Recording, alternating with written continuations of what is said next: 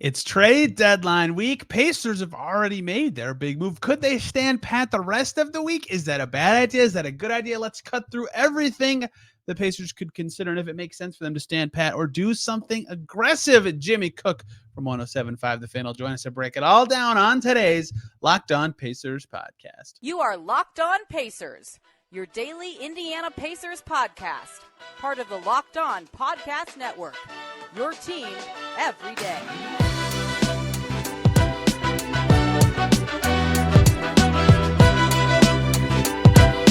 What up, y'all? Happy Tuesday and happy game day. Welcome into another edition of the Locked On Pacers podcast, where we, of course, talk about the Indiana Pacers. As always, my name's Tony East. I cover the team for Forbes and SI, and today we're not talking much about the Houston Rockets. We do a little.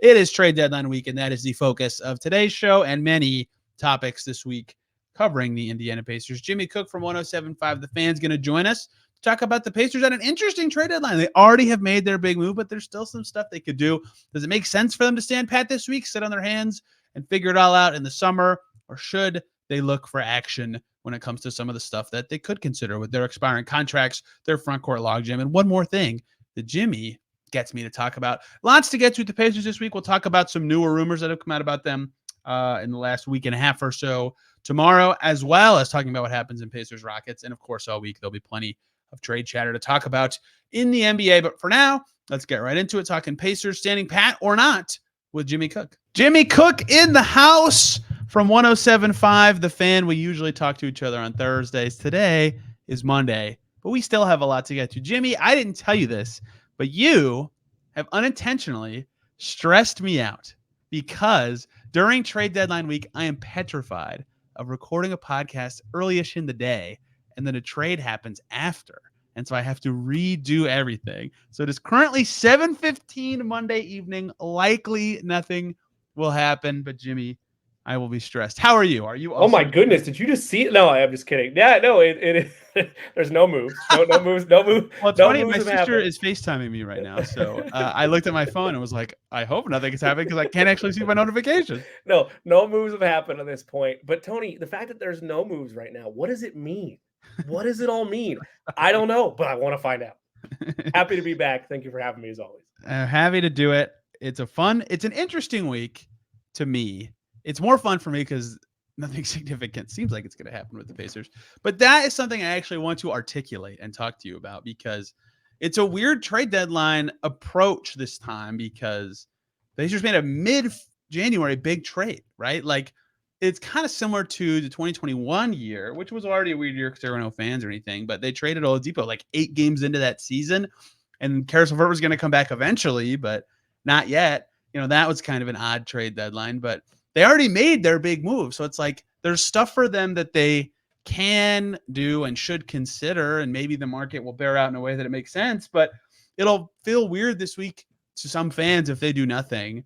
But they already did something huge. You know what I mean? It's kind of like a weird time where they've already had like 3 weeks of this new team, but that's not usual. That's not typical of trade deadline week, you know? Wait, so you're trying to tell me, and I might have to leave now, the Pascal Siakam trade was not the move before the move? That's not what that was? I misread that? No, I'm sorry. I can't help Pacers fans, but have fun with Tony because he does get stressed out about trade deadline week because you might not know it, but if you're covering the team on a regular basis, your world basically it's turned upside down in the blink of an eye if a trade goes through or if it doesn't go through. I love the OJ Mayo joke. We can't help but bring that up every Pacers trade deadline season. No, like if you're a Pacers fan, there's reason to think, well, maybe a move could happen, right? Like my biggest fear, Tony, is always what's the opposite of buyer's remorse? Is always when you don't act on something, and when you don't act on something, you wind up gaining nothing out of it. For example, when there's an expiring contract on your books that will be a potential free agent this coming off season, and you're like, well, they're likely not going to pay the money to retain player X. Why don't they try to move him at the deadline? That's where I kind of get a stressed out, anxiety-filled thought when I look at guys like Buddy Hield or guys like Obi Toppin who may or may not be here next year, but I feel like present value to teams. And maybe I'm misreading the room there. Like maybe they could still be Pacers a year from now. Maybe Buddy comes back on a more team-friendly deal. I don't know. He's in his 30s. He might want one last big payday.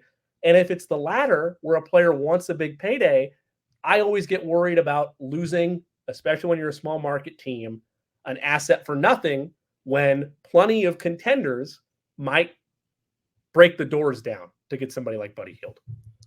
Maybe so. And that's why I think this week is so interesting because because their big move was almost a month ago at this point, mid-January. Just a weird time for a trade, even though the Knicks and Clippers already did it this year. It's like they still have reasons to do trades, and we'll talk about them, obviously. Everybody knows them at this point. Like Buddy Hield, like you said, his contract expires.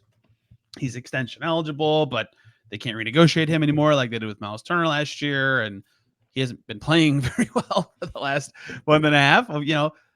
Do they look to do something there? Could they get an upgrade there? But they just traded first-round picks. Or Obi Toppin, similar thinking. He'll need a raise next year, even if he's restricted free agent and they're guaranteed to keep him. Money is something they have to be cognizant of now. Or their front court. We'll talk about that later. But they have reasons to trade still.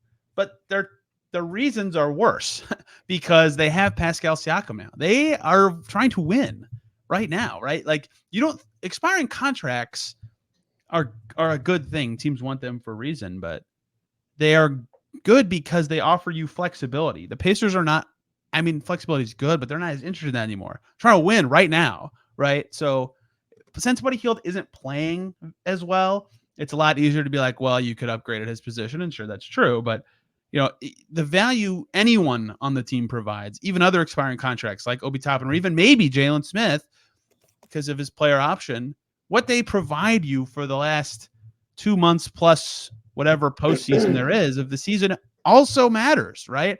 So them not doing anything, air quotes, at the deadline, they acquired Pascal Siakam, they already did something, but them not doing anything makes way more sense now. And I always kind of default to doing nothing is what most teams will do. Like last year, the Pacers' only move was a salary dump with Jordan Nwora and Serge Ibaka and George Hill, right? Like that's like a standard trade deadline for a lot of teams. So I think that doing nothing, it's very plausible, even if there is lots of chatter and stuff that makes sense. There's also good reasons not to do stuff. It's just kind of the timing of it is interesting from like a discourse perspective, which is such a nerdy thing to say. Well, you're always hunting a big fish. Every team, in theory, is hunting a big fish, whether it is draft capital or whether it is a big name. And for the Pacers, to your point, Tony, they just happen to get there. Like if the trade deadline is the end of hunting season, I'm going to take this down this weird analogy and keep it going. Well, they just happen to get, I've never gone hunting before, clearly. They just happen to get the big buck early in the hunting season, right? And now they don't need to hunt anymore. They're good. They're fine. They can stand pat. Maybe now somebody else wants to come and poach some of your assets like a Buddy Hield. And sure, if someone's going to give you draft picks or a comparable player that is on a better money deal, of course you're going to say yes to that. But the Pacers, I feel like, and I think you agree with this, are no longer in hunting mode. If somebody wants to approach them with a deal, then yeah, they'll listen to it. And maybe it's agreeable, or maybe it's a disgruntled star or a disgruntled young player somewhere else on team-friendly deals where it's like, hey, we're Carlisle's system, this Pacers culture, we could take that on. And that way we're not losing player X like a Buddy Hield in the offseason for nothing, and we have future stability. Because we talked about this today on Query & Company, Tony, and I want to get your thoughts. Of course, you can hear that weekdays, noon to 3 on 93.5, 107.5 The Fan. But I want to get your thoughts on this too, Tony. Jake brought up the fact that Buddy Hield, the way he's played, which has been bad the last couple of games, yes, while unfortunate, maybe is a preview of what life looks like without him. And maybe you look at the roster and say, well, they could actually still survive without him. And maybe that makes you more open to dealing him at the deadline. Now, the flip side of that coin is, well, another team sees him playing this bad. They no longer want to give up top dollar for him. They want to try to find him on the cheap. So it's the ebbs and flows of leverage and negotiation that go on around this time of year. Usually, even though I love pencils down and all that fun stuff that happens when the deadline hits. And dude, I hate that tweet. Everybody tweets that 301. I'm like, shut up. Oh, I hate it. It happens across every sport that has a trade deadline, and it always makes me cackle because I know it bothers people like Tony. They're like, okay, we make the same joke for 15 years, And wait, everybody, wait. There could be a trade in the trade queue that hasn't been reported yet. Shut up. We all know how it works. It's a never-ending cycle of chaos. More often than not, these deadlines are nothing burgers. And even if it's a nothing burger this time for the Pacers, they already had their burger a couple of weeks ago. I said hunting a buck, and now I've said eating a burger. I'm full of analogies today, Tony. A bison burger or a buck burger or whatever. I don't know. A bison burger from Bub's Burgers here in Carmel. You just said 107.5 The Fan, which I have to tell you, one time with someone else on your station, I said 1075, and they thought I just said they made the same face you just did. They thought I like murdered someone right in front of them. They were very confused. Well, it's because AM used to be a thing, and there was 1070 AM that doesn't exist anymore. But then all of a sudden it's like, oh, they moved 5 stations up the dial. No, it's 107.5. Tony missed the point. It's okay. 935, 1075. The Fan. Hey everyone, short little break to talk to you about FanDuel. Happy Super Bowl week to all who celebrate from FanDuel. Jimmy is celebrating. He's a Chiefs fan, and America's #1 sports book is excited like you. If you're like me, Super Bowl Sunday is all about scoring the best seat on your couch, grabbing your favorite football snacks, chips, and salsa for the win, and placing some super bets. FanDuel is the place to do that. They have so many ways for you to end the season with a W or 2 or 3. Not only can you bet on who will win Super Bowl 58, but FanDuel also has bets for how many points will be scored, which players are going to score a touchdown, and so much more. New customers join today. You'll get $200 in bonus bets if your first bet of $5 or more wins. How about that? To get that offer, though, you've got to go to FanDuel.com/lockedon and sign up. Again, $200 in bonus bets if your first bet of $5 or more wins. That's FanDuel.com/lockedon. Make every moment more with FanDuel, an official sportsbook partner of the NFL.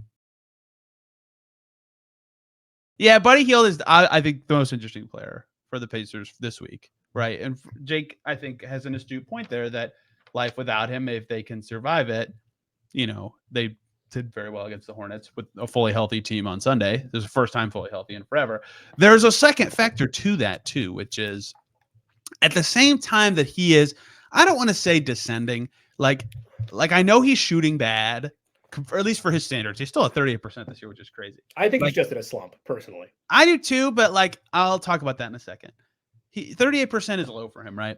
And I still, when he shoots threes, believe the next one's going in, which I shouldn't because his percentage is lower this year, but whatever. Not only is that happening, where his defense, he's the worst defender in the rotation by a healthy amount now, and he's not making shots.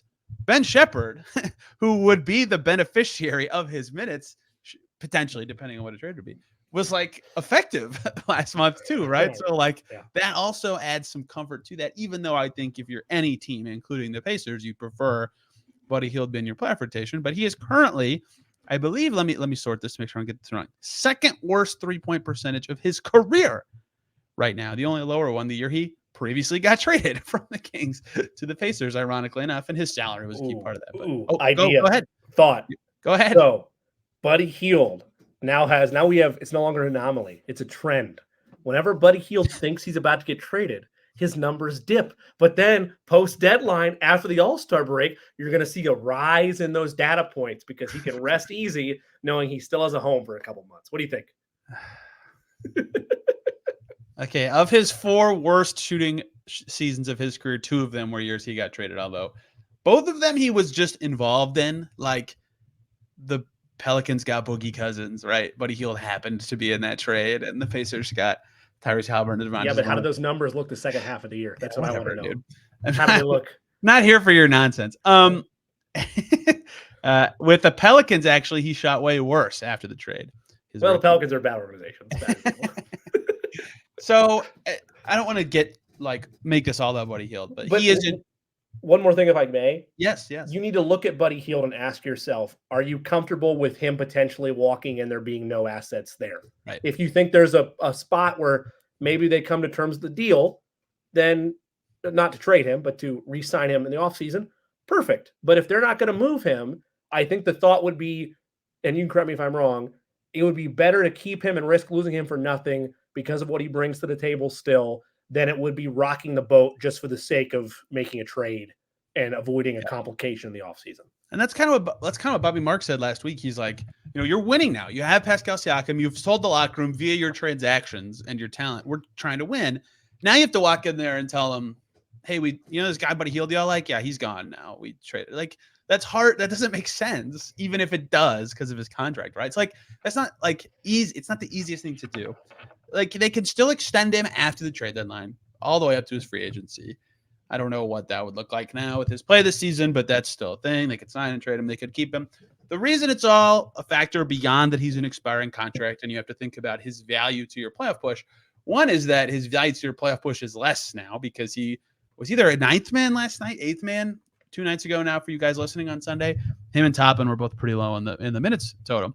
But the other thing I've said a lot is his salary slot now is a big deal, which is like the nerdy thing about all this. But they have his bird rights, and that's great, but they're going to be over the cap in the offseason. So they either trade Buddy Hield for a player about the same salary or re-sign him at about the same salary, or they just can't get a player worth $15+ million. The highest free agent they could sign would be the non-tax pyramid level exception. The same thing is true for Siakam. Obviously, let's keep him because he's amazing, not because of his salary slot, but that is also a factor here.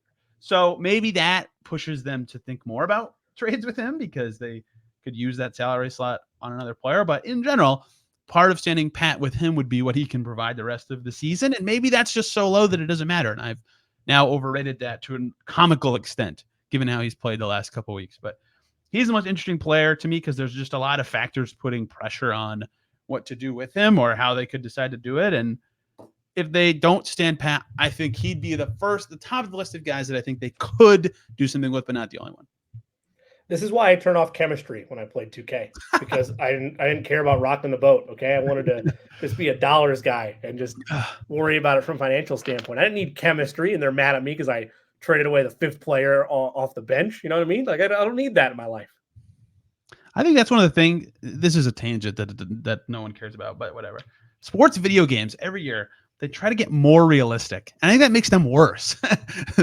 It's a game. It's like it being ridiculous is part of the fun. Like the NFL street games are still the best sports games. I was older than I'm proud of when I would still turn salary cap off in franchise mode because I wanted to make my teams my way. And I'll be damned if I'm going to be fooled around with by cap situation and luxury tax and hard tax. So NBA Jam rocked.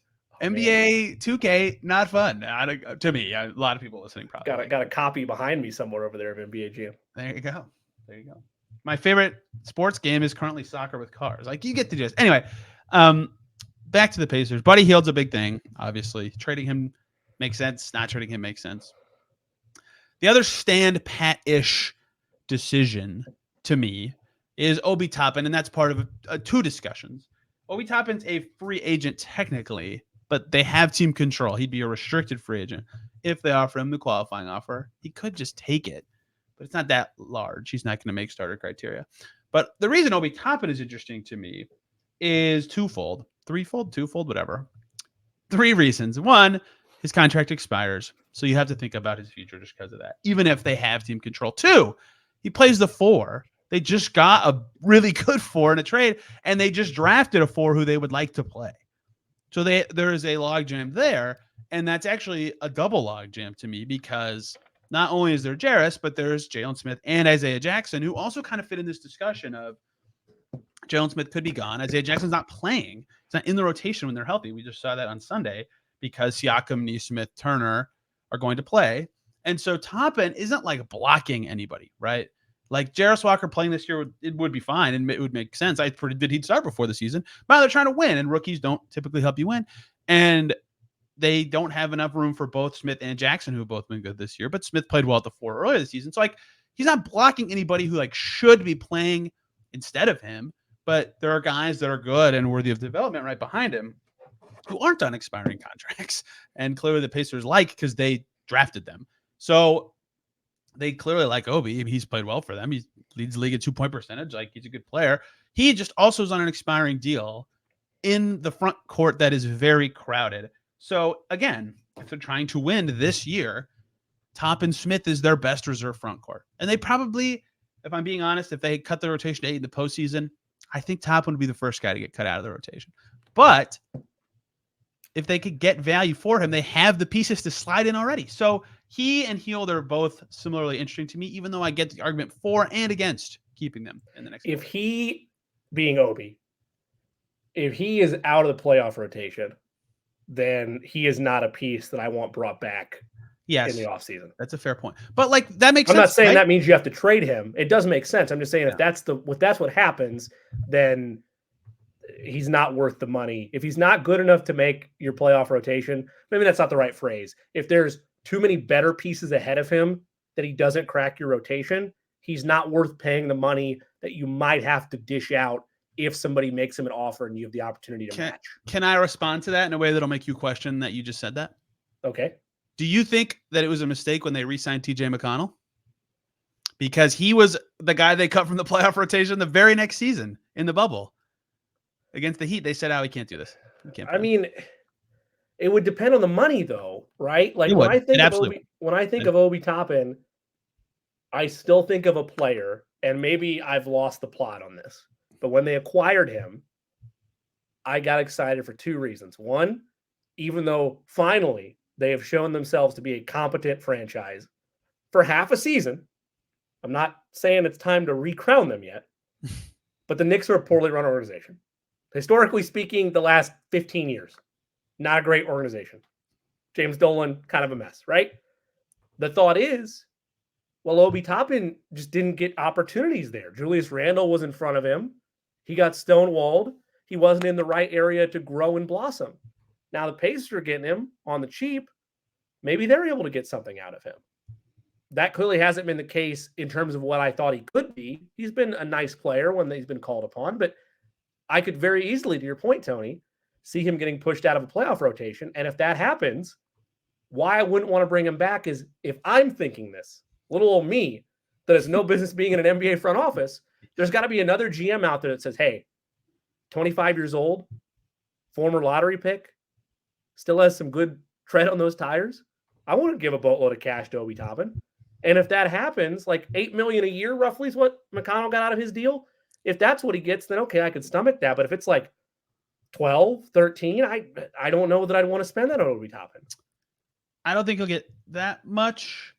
And if someone values him as that kind of player, I think they'd value him in a trade too. You know what I mean? Like The Pacers gave up 2 very not good seconds for him. And now his value is definitely higher than when the Pacers got him because he's played well this year. And like 3-point shooting is a great thing to have. And he has that now, but it's still a factor to me. And I was just looking back through the rotations of the 2019-20 season. Like McConnell was often this 8th or 9th guy, for that team. Sometimes it was. Yeah, but Tony, he has heart and grit, okay? And he's a locker room guy, okay? Yes, that is valuable. You don't hold it against him, Tony East, just because he got cut out of the rotation. He still matters. You and your facts. Edmund Sumner less than 10 minutes in the playoffs. Doug McDermott 8 minutes. Jakar Sampson 6 minutes. Like that's the kind of stuff that happens at the back end, right? Like Buddy Hield would probably getting that like Sumner. Where's TJ Leaf's minutes? Okay, and we continue with the front court logjam. This next segment is brought to us by our sponsor, BetterHelp. Sometimes we all need the opportunity to get something off our chest, big or small. Certain things can really start to get to you. It is important to let that out, especially to someone who's unbiased on your life. So today, I want to tell you how I really feel about something. You might even be thinking the same thing this week. I think the trade deadline's kind of boring. Trades can be interesting to talk about. Talking about what could happen is not very fun. Talking about what will happen or what has happened is much more interesting, especially as it relates to games, the actual basketball games, the reason trades matter. But that is what the NBA is all about. And I like covering things that fans want to know about. Therapy can be different for everyone. Most of us have bigger problems than trades or our favorite sports teams. And it's important to get things off your chest every once in a while. If you've been thinking about starting therapy, give BetterHelp a try. It's entirely online, designed to be flexible and suited to your schedule. Visit BetterHelp.com/LockedOnNBA to get 10% off your first month. That's BetterHelp, HELP.com/LockedOnNBA. So I'm not saying that Toppin shouldn't play in the postseason. Like if he's shooting well and playing well, he should. Sure. Right. I'm just like right now, if you look at it, that might be the case. Anyway, Buddy Hield and Obi Toppin, 2 most interesting guys to me. Go ahead. You had a thought. Go ahead. Spit it out. But I might be stealing the plot line of the show. No. Are we still talking front court? Yes, we are. Did you have another front court name? Continue on the front court. Keep going. Okay. Go. Jalen Smith is on a player option next year. Yes. And there's been heated discussion between you and myself and our mutual friend Eddie Garrison, who produces the fine show of Query and Company on 93.5, 107.5 The Fan, noon to 3 every weekday. If he opts out of that player option, which I think he will, NBA money is monopoly money. Who knows what he gets? Would it be advantageous of a team to trade for him now or try to make an offer to the Pacers to get him now, even though he has the player option under his belt and could opt out anyway? Like, does that player option in your mind add anything positively or negatively to him as a trade piece? Well, the thing about that is the team that would get him would either get his early bird rights as a free agent if he opts out, which would be plenty to be able to keep Jalen Smith, or he would opt in and they would just have him. So assuming that team feels good about keeping him or has a role for him, yeah, that makes sense. And Smith is in an interesting spot, right? Because I think he's outplayed that money. You just said the same thing. And he is still really young. And I know that's like a known thing, but because the Pacers are good and he's playing so well, it almost feels like he's a vet. Like, this is his third season with the Pacers, which is crazy to think about. Like, he's 23 still. And so he could hit free agency, not only thinking about his player option of like cash money, but like, where can I play a lot? Like that could matter to him. And if Myles Turner and Pascal Siakam and maybe Jarris Walker and other young bigs are still on the Pacers, like, maybe he's playing some here, but maybe he could play more. Maybe he could find his way to more earnings, and maybe he just really likes the Pacers and wants to stay. He did last time when they offered him that starting job, and they were fully healthy the last 9. He played 20 minutes, and he averages. I think this is the most minutes per game he's averaged this season in a full season, barely lower than last year. Either way, can he go somewhere where he could play more than 18 minutes a game, right? So like his factors could be more than just financial.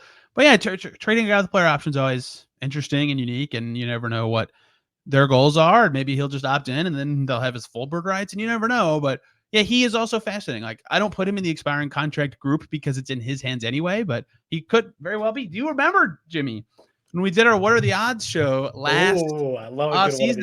That was one of the questions. Jalen Smith opts into his player option. I said 80% chance. You said 30%. You are looking very good. Okay. I'm getting hold on, smoked. Hold on, give me a second. Oh boy, this is bad for the audio audience. Got to give a high five to my past self for sticking to my guns. Exactly. He's gonna opt out. He's gonna be worth it. He's gonna be worth more than that player option. I feel good about myself right there. Yeah, he might be. And so that also is a factor. Like could Obi Toppin just be your backup 5? I don't know. Isaiah Jackson's playing very well this year, and you have his restricted rights, and you drafted him, and you liked him, and you picked up his option. The front court is very confusing to me. There's a lot of questions, and I don't need to figure out the answers right now, but they still have Jarris Walker. I mean, you look at that. This is obviously a joke, Pacers fan. You look at that expiring contract of that Pascal Siakam fella. I mean, maybe you'd want to move him. I mean, who knows? You got to worry about. You never know about the future with these young teams. Was it the move before the move? Was it the move before the move? Who's the move? Yeah. Oh, God. So, is there anything else you think that internally, from a Pacers perspective, we haven't really talked about? Like, I think. I mean, we could look at their rotation from their last game and really just point it out. But it seems like everyone else. My bad. My fault. I don't know what you've done. It seems like everyone else is pretty secure in a role or secure on the team, unless they shock everybody and do something huge. But I think the expirings in the front court are kind of the only things that I think are truly fascinating in the coming days. Those were Pacers highlights, by the way. I was trying to click over to a tab, and you know how it's one of those sites where they have recaps of previous games. Those Pacers highlights. So I apologize, Pacers. No, I get it. I'm very boring to talk to. So you mentioned that you were going to go and look back at last night's game and joke about the rotation. I wanted to be there with you, and then I started playing highlights from the last Pacers game. So that's on me. It is. So it is on you. Sorry, that was mean. There's not really anything else I see as like, this guy is so obviously a trade candidate, or they need to really think about upgrading this guy. Like, here's one. Go ahead. It's not obvious, but I've heard it discussed from Pacers fans. Oh boy. There is an argument to be made of two players, Andrew Nembhard and Bennedict Mathurin, that their values, both from a contract standpoint and a trajectory standpoint, would never be higher. I don't think the Pacers would shop them, but would somebody call inquiring about that? I don't think that's a move the Pacers should make, but when you look up and down the roster, how many players are realistically available that somebody would call on that the Pacers would not be like, yeah, no, it's a non-starter for us. It's obviously Tyrese Haliburton, Pascal Siakam. I would think Myles, with where he's at right now, is probably in that conversation of not being touchable because they like the deal that he's on and they're comfortable with the control they have over him. So who else would somebody call about? We're not going to get rid of Jarris Walker. You don't know what he is yet. Maybe a team says, hey, we're willing to give you this, this, and this, and we know that you're at a crossroads or getting close to a crossroads with a guy like maybe Bennedict Mathurin. I don't know. I've looked at this from a couple different angles, and some people have asked me like, hey, what is Bennedict Mathurin's role on this team? I still believe in him. I still think he can be the Robin to Tyrese Haliburton's Batman. I really do. I think he can be as good as what he was drafted to be. But some are worried that maybe you've seen all that he is. I think he deserves at least one more year to know that. But maybe somebody calls and makes you an offer you can't refuse on him. I don't know. I would not be. I wouldn't do it, to be clear. I want that on the record. I would not do it. I love Bennedict Mathurin. If I'm the Pacers, the only calls I answer about those two or Jarris are if it's like, hey, Mikal Bridges is actually available or something like that. You know, like it doesn't make sense to just be like, well, we're not sure what their value is to our team and we're trying to be good now. It's like, I get why you'd think that way, but they're still in this. Like, this is still fascinating to me. You know, they just played a game fully healthy, so now it's possible to actually look at what they did in that game, right?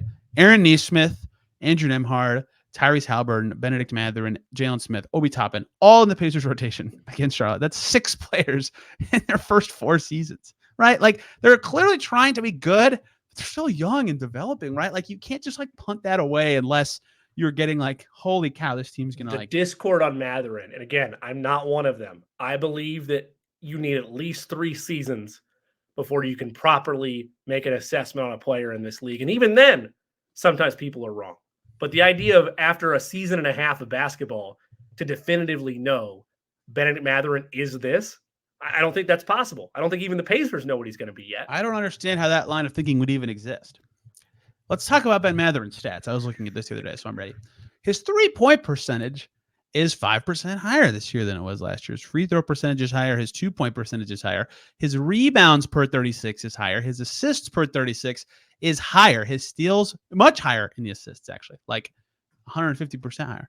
His steals per 36 are higher. His blocks per 36 are higher. His turnovers per 36 are lower. And his scoring is scoring for 36 is 0.7 down. He's gotten a lot better. How is this a guy that's this is what he is? What do you mean? Do you have his catch and shoot by chance? I can pull it up. It's probably pretty dang good. Because that's the one area. Again, I can't stress this enough. This is not my take. I feel like he is blossoming in front of our eyes to the point that by next year, this is bullish. But I was bullish on where I wanted the Pacers this year. My bar for the Pacers is 6 seed or better. Man, that's looking even better after the Siakam trade. Let me tell you right now. I wish I had a future on that kind of bet, but I did not because I couldn't find the market. But for me, Bennedict Mathurin next year, the leap forward. Tony, you listen? You got a pen and paper down? I'm somewhere between Danny Granger and Paul George. Paul George got that leap forward his 3rd year. So did Danny Granger. They both, in their 3rd seasons with the Pacers, had massive leaps forward in the NBA. And that's just 2 local examples. All the time, you see players, their 3rd year in the league in a system, that's when they have their big leap forward. So the thought of jettisoning Mathurin before that happens, I'm not on board for. Mathurin is shooting 39.4% on catch and shoot threes this season. That's pretty good. Yeah, nice. The only thing you can point to with him, and this is something I talked about before the season, is his free throw rate is down a lot. And I said, well, that's his big thing and his ticket to stardom is that he gets the line really well. So that is certainly an interesting decrease. How crazy is my 3rd year take, though, for him? That's normal. I mean, I'm kind of a 3 years guy. The thing that I think is interesting about him is I have to like kind of redefine what context I view him through, because now that they're trying to win, like he's been pretty good since the trade. But before the Siakam trade, a lot of the season was like, okay, what is the Haliburton Mathurin pairing, right? Like, can that be a thing? And now it's like, okay, that doesn't matter as much right this second for the Pacers, but it's still important. So all this to say, I don't think Mathurin and Nembhard are getting traded. Again, I'm just saying, if you're a team Is looking this a at the Colin Pacers, Coward thing? He's so good at this on TV. No. He'll like make up a fake person's argument, be like, I can hear you thinking right now that the Steelers would be better if they were starting this other quarterback. But legitimately, in terms of players that could be traded that are not untouchables, if you're an opposing GM, Mathurin's at the top of that list, isn't he? Sure. I'm not saying the Pacers would do it. I'm just saying, if you're a Pacers fan sitting there like, oh, what are they going to do? Well, there's not a ton for them to do, but if they got an unbelievable offer, yeah, Mikal Bridges, if that happened, absolutely. Sure, you make that move. But that's what it would take, right? It's not lost on me. It would take something monumental. I don't think they should do it anyway. I think Mathurin's going to be a great player in this league. He's going to fit well in year 3. I've been clear on that. Just when you look at their roster and movable assets, there's only so many attractive pieces that aren't untouchable. What they should do is trade 2 expiring contracts and 3 first-round picks for Pascal Siakam. And they did that. That is done. They might be done for the week. Standing pat might make the most sense for the Pacers. In fact, of all the things that seem reasonable to me, outside of finding a long-term salary that can fit into that Buddy Hield slot, I guess, I think standing pat makes maybe the most sense given where the Pacers are at and their long-term thinking. They're both trying to win and develop. You got to keep your young guys to do that. We'll see what happens this week. Plenty more to talk about with the Pacers. Some more rumors came out on Monday. None of them worth diving into very, very quickly. They play the Rockets tonight also. Jimmy, do you have any thoughts on that game? If the answer is no, the answer is no. No, it's not. I just got a push alert that said Marcus Smart was, potentially being targeted by I'm just kidding. That's not real. I just made it up to bother Tony.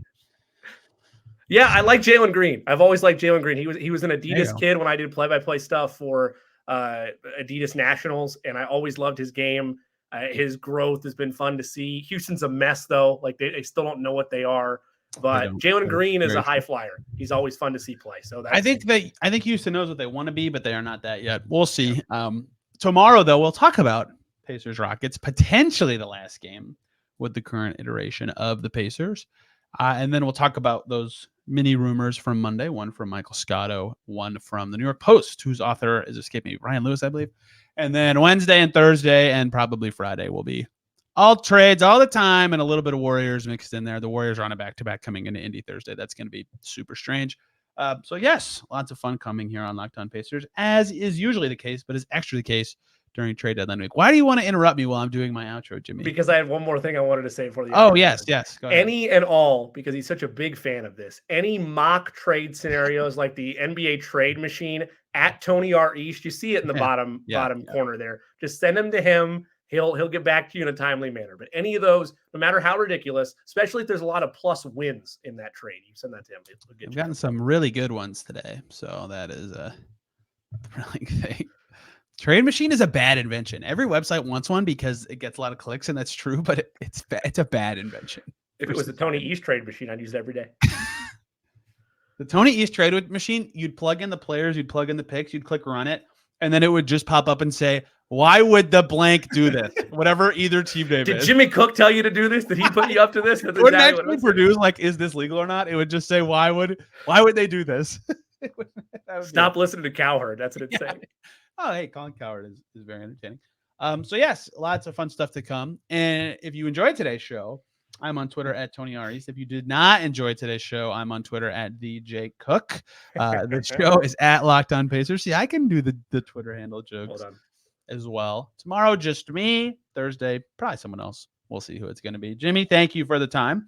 I just said where people can file their complaints, but where can people follow you? And what you have to say not only about the Indiana Pacers, but also the Colts, the college teams in Indiana. I have to generally say them because I can't talk about my favorite one right now, unfortunately. It's very sad. And many other things regarding Indiana sports. Yeah, of course. I've said it a couple times during the show, but noon to 3 weekdays, Monday through Friday. Query and Company, co-hosting with Jake Query, our producer, Eddie Garrison. We all have a great time. We hope you'll join us and be a part of the company. Has as much fun as well. Tony's right. Our team that shall not be named is not doing well. Collegiately, my favorite football team, for those who listen, the Chiefs, they're doing pretty good Super Bowl week. So that's great. And then next week, It's the countdown to All-Star Weekend. I've been waiting my whole life to have this event in my city. Again, for both Tony and I, like, we weren't around when 85 happened. So to have the mecca of the NBA here, it's going to be spectacular. And I don't care if you can only go to the convention center, if you can't go to any of the actual game or stuff like that, be a part of this thing if you're a basketball fan, if you're a Pacers fan, because it's going to be awesome. And of course, I'm sure Tony's going to have a ton of great content as well right here on Locked On Pacers and the countdown to that. Be sure to check that out too. Locked On Pacers will be in the building for All-Star. Very exciting. I am so excited. And then I never have to think about going to the All-Star game ever again in my whole life. It will never be here again. I'm really looking forward to it. Jimmy, this was great. Thank you for the time on the Should the Pacers Stand Pat ? Show that I think is very important for context and discussion purposes. But fans are like, stand pat, gross. Plenty more to talk about. Trade deadline week. Check out any other Locked On podcast show. If there's a trade made, you can hear about all the angles locally here. Thank you all for listening. Have a wonderful day, and we'll see you soon.